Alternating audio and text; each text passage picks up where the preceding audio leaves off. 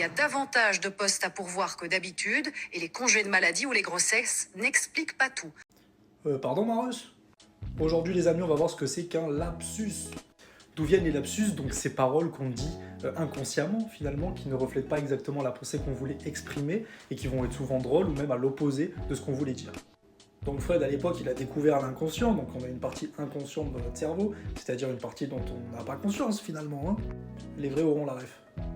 Et cette partie donc on n'y a pas accès, mais malheureusement elle ressort de temps en temps. Notamment à travers justement les lapsus, les actes manqués, etc. Donc un lapsus, c'est quelque chose en fait qui vient trahir un désir inconscient et qui ressort comme ça. Donc on a cette dame comme dans la première vidéo qui va nous parler de gros sexe. Ah mais attention, hein, ça marche aussi pour les hommes, regardez. Le plus beau marché de France 2019, c'était la fête de la fourme dont on est si fiers là-bas. Voilà, du coup, foufou, gros sexe, tout tourne évidemment autour de ça. Bah pas tout le temps, mais là les exemples étaient rigolos. Enfin voilà, donc vous avez compris que c'est un petit peu une fuite de l'inconscient qui vient apparaître dans la parole.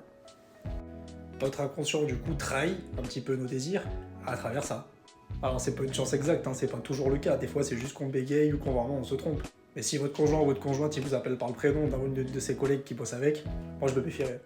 Mettez-moi en commentaire un peu vos meilleurs lapsus et trucs un petit peu rigolos là, qu'on se marre. En tout cas je vous embrasse, n'hésitez pas à commenter, à liker, à follow pour de prochaines vidéos de ce type.